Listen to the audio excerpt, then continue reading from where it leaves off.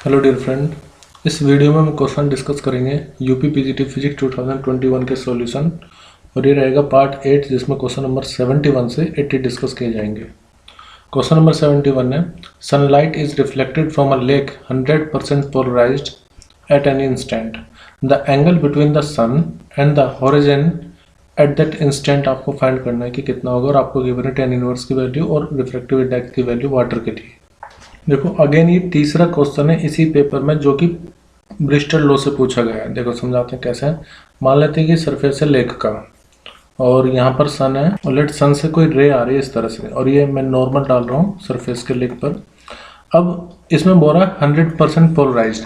देखो 100% पोलराइजेशन तभी होता है जैसे यहाँ से रिफ्लेक्टेड रे जाएगी और यहाँ पर रिफ्लेक्टेड रे, दोनों के बीच का एंगल कितना हो जाता है 90 डिग्री ब्रिस्टल लॉ में। तो 100% पोलराइज वो तभी होगी जब इंसिडेंट एंगल पोलराइजिंग एंगल के बराबर होगा, ठीक है। और उनमें रिलेशन होता है mu equal to tan IP।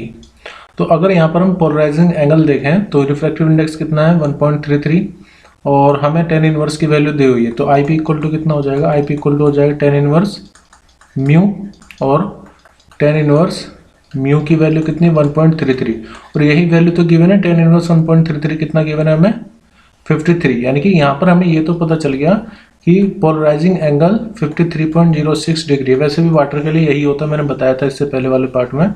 तो ये एंगल यानी कि इन दोनों के बीच का एंगल ये हमें पता चल गया कितना है 53.06 डिग्री। लेकिन हमें क्या फाइंड करना है, हमें फाइंड करना है angle between the sun and the horizon. तो सन मतलब ये जो रे आ रही है और जो हॉरिजन है इनके बीच का एंगल हमें फाइंड करना है। मैं इसको फाई मान लेता हूँ। तो यहाँ पर जो फाई होगा it will be equal to ये 9, हमने नॉर्मल डाला था तो 90 में से हम IP को माइनस कर देंगे पोलराइजिंग एंगल को, यानी कि 90 minus 53.06 degree. So it will be equal to 36 degree 0.56 minute. तो फाई आ जाएगा 36.56। तो इसके हिसाब से हमारा करेक्ट आंसर होगा option B 36.54 degree. Next question है 72, at the peak of nuclear binding energy curve इसमें से क्या चीज़ सही होगी वो आपको बताना है। तो देखो ये बाइंडिंग एनर्जी पर न्यूक्लियन का कर्व, यहाँ पर जो पीक आ रहा है वो किस पर आता है, आयरन पर, और 56 यहाँ पर है, आयरन 56, और आयरन का जो एटॉमिक नंबर होता है वो 56, एटॉमिक मास नंबर 56। तो आप देखो यहाँ पर कि दोनों ही चीज़ें, मतलब कि ये तो हो गया एटॉमिक नंबर, इसमें क्या क्या पूछा था Z और N यानी कि नंबर ऑफ प्रोटॉन और न्यूट्रॉन। तो जब आप यहाँ पर 56 में से 26 माइनस करोगे तो क्या आएगा, इवन आएगा, और 26 भी इवन है। तो इसका मतलब दोनों ही चीज़ें इवन होंगी पीक पर। तो ऑप्शन डी करेक्ट होगा।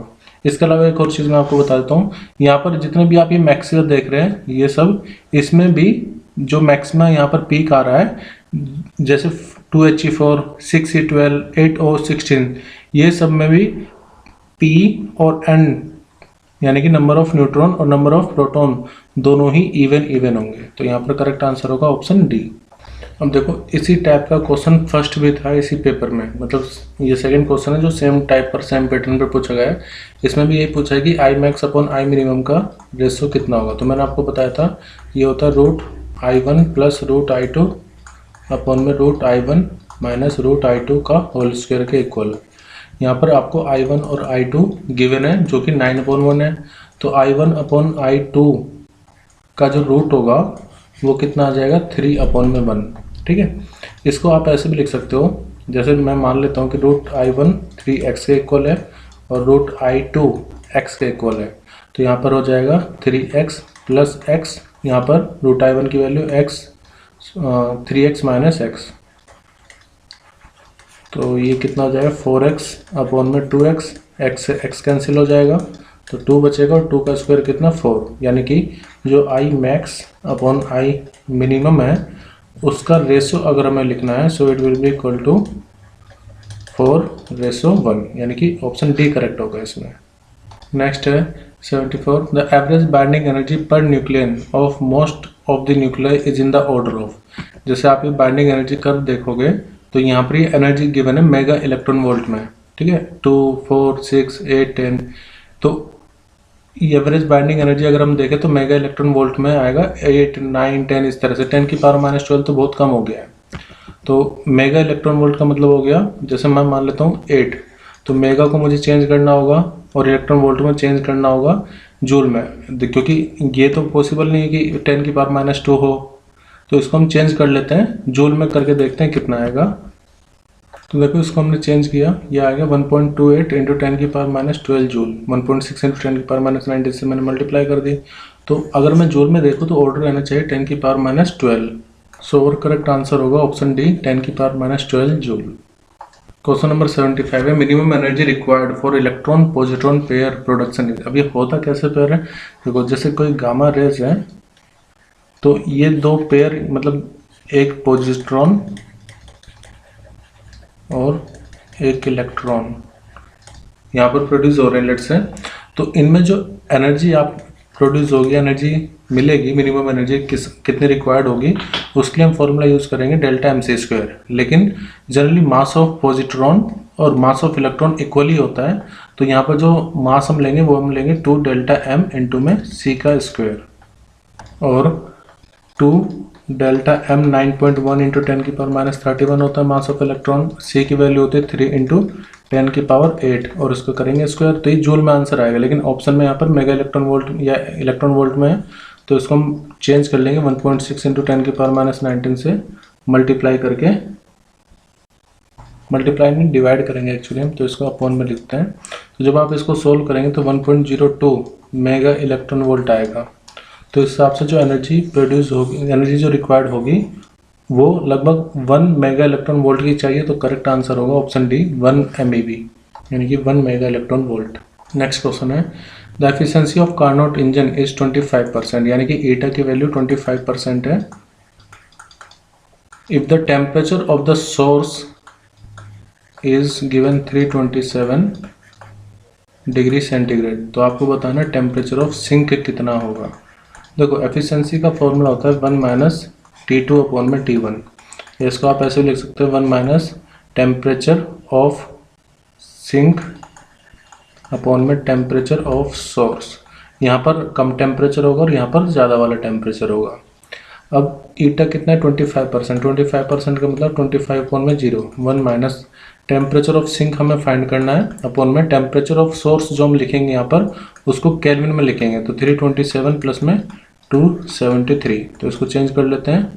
तो ये टेम्परेचर आएगा 600 केल्विन और इसको यहाँ पर पुट करा 600 केल्विन, तो 25 अपॉन में 4 को आप लिख सकते हैं 4, 25 upon 100 4, 1 upon 4 equal to 1 minus T upon में 600, या फिर t अपॉन 600 इक्वल टू आएगा 1 माइनस 1 अपॉन में 4, जिसको आप 3 अपॉन 4 भी लिख सकते हैं। तो t इक्वल टू कितना आएगा, तो यहाँ पर टेम्परेचर आएगा 450 केल्विन, लेकिन इसको डिग्री सेल्सियस में चाहिए, तो फिर से हम क्या करेंगे 450 में से माइनस कर देंगे 273 को, so it will be equal to 177 degree centigrade, तो ऑप्शन सी करेक्ट होगा। Question number 77, electric heater is labelled, मतलब पावर इतनी है, इसकी वोल्टेज इतनी है, हाउ मच करंट डज, मतलब करंट की वैल्यू फाइंड करनी है, और सोर्स कितनी है 220 वोल्ट। तो देखो पहले हम फॉर्मूला अप्लाई करेंगे P equal to V square upon R. Actually मुझे अगर रेजिस्टेंस पता चल गया तो रेजिस्टेंस और वोल्टेज से मैं करंट फाइंड कर पाऊंगा। तो R इक्वल टू कितना हो जाएगा वी स्क्वायर अपॉन में पावर, V कितना है 220, तो 220 का स्क्वायर अपॉन में पावर कितनी 1500, इसको सोल्व मत करो, यहीं पे छोड़ दो। अब फॉर्मूला अप्लाई करो V इक्वल टू IR, तो वोल्टेज कितनी है सोर्स 220, करंट फाइंड करना है, ये हो गया 220 का स्क्वायर अपॉन में 1500, ठीक है। तो एक स्क्वायर से एक स्क्वायर कैंसिल, यहाँ पर 1500 अपॉन में 220 आएगा करंट की वैल्यू, एक जीरो से एक जीरो कैंसिल करो 150 अपॉन में 22, तो जब आप इसको सोल्व करेंगे विल गेट 6.8 एम्पियर, तो करेक्ट आंसर होगा ऑप्शन बी। नेक्स्ट है Kirchhoff law are applicable to, देखो किरचॉफ लॉ आपने पढ़ा होगा, एक तो किरचॉफ जंक्शन रूल होता है जिसके according summation of all the current is equal to 0, और एक किरचॉफ लूप रूल होता है जिसके according summation of all the voltage होता है 0। तो जो किरचॉफ लॉ है ये आप चाहे AC हो या DC हो दोनों के लिए अप्लाई कर सकते हैं, तो करेक्ट आंसर है option C. Question number 79, when a small solid sphere is dropped in viscous liquid, it finally acquired a uniform velocity which is called, ये चीज़ मैंने आपको इससे पहले वाले पार्ट में, जो मतलब फर्स्ट पार्ट रहा होगा, उसमें एक्सप्लेन कर दिया था। उसमें मैंने आपको बताया था, एक क्वेश्चन और इसी पार्ट में आया था कि वेलोसिटी, टर्मिनल वेलोसिटी कैसे डिपेंड करती है रेडियस के स्क्वायर पर, ठीक है, रेडियस पर। तो ये क्वेश्चन उसी से रिलेटेड है। मैंने आपको वहाँ पर बताया था कि जैसे मान लीजिए कोई फ्लूइड है, उसमें आप किसी बॉडी को गिरा रहे हैं या वो ड्रॉप हो रही है। अब शुरुआत में तो इसमें कुछ ना कुछ एक्सेलरेशन रहा होगा, लेकिन एक ऐसा इंस्टेंट आ जाता है यहाँ पर कि जब इसका वेट ऑफ ऑब्जेक्ट बराबर हो जाता है अपवर्ड फोर्स के। अपवर्ड फोर्स हो सकता, अपवर्ड जो फोर्स यहाँ पर लगेगी वो अपथ्रस्ट फोर्स, और जो बैंड फोर्स होगी उस बॉडी पर उसके इक्वल जब हो जाती है, यानी जब W equal to U plus FP हो जाता है, तो ऐसे में नेट फोर्स इस पर हो जाएगी जीरो। नेट फोर्स जीरो हो जाएगी। जब नेट फोर्स जीरो हो जाएगी तो नेट एक्सीलरेशन भी जीरो हो जाएगा, और नेट एक्सीलरेशन जीरो हो जाएगा तो इसकी एक कांस्टेंट वेलोसिटी होगी। उसी कांस्टेंट वेलोसिटी को हम बोलते हैं टर्मिनल वेलोसिटी, और उसी टर्मिनल वेलोसिटी का जो फॉर्मूला होता है वो होता है 2/9 r²g density of object minus density of fluid upon में विस्कोसिटी ईटा। तो यहाँ पर करेक्ट आंसर होगा option B, terminal velocity. Next question है, Planck's radiation law reduces to Wien's law. किस कंडीशन में Planck radiation law Wien's law में reduce हो जाता है? तो देखो इससे समझते हैं। Wien's law holds good when wavelength is small. जब वेवलेंथ बहुत कम होगी तब वीन्स लॉ एप्लीकेबल होगा। तो हम ये कह सकते हैं कि hc/λ/kT की वैल्यू, जो यहाँ पर आता है ना टर्म, इसकी वैल्यू काफ़ी ज़्यादा बड़ी होगी जब लैम्डा स्मॉल होगा तब। और we can say e/hc/λ/kT is very very greater than 1। तो यहाँ से हम 1 को इग्नोर कर सकते हैं, क्योंकि ये जो एक्सपोनेंशियल वाला टर्म है काफ़ी ज़्यादा लार्ज हो गया है, तो 1 को इग्नोर कर देते हैं। The Planck constant, the Planck's law reduces to Wien's law at the shorter wavelength. तो प्लैंक रेडिएशन लॉ यही तो पूछा था, तो ये किस में Planck radiation law Wien's law में कब रिड्यूस होगा? जब वेवलेंथ काफ़ी कम होगी। तो अगर वेवलेंथ कम है तो वीन्स लॉ में रिड्यूस होगा प्लैंक्स लॉ। ये पूरा प्लैंक्स लॉ का ग्राफ है एनर्जी डेंसिटी के लिए। और अगर वेवलेंथ काफ़ी ज़्यादा होगी, हायर वेवलेंथ के लिए, प्लैंक्स लॉ रिड्यूस हो जाता है रेलिंग जीन्स लॉ में।